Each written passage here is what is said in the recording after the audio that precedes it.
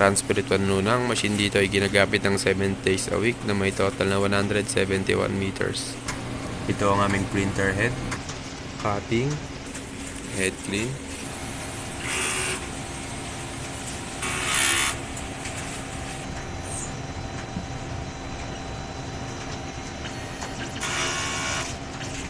punas ng wiper after head clean, nozzle check,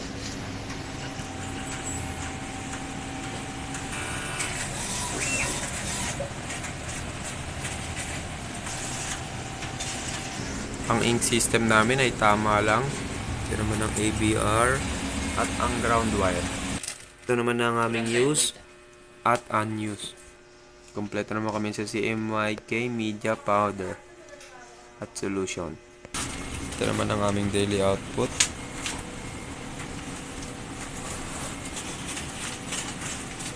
Mga ink na nagamit: cyan, magenta, yellow, black, film, powder, at solution.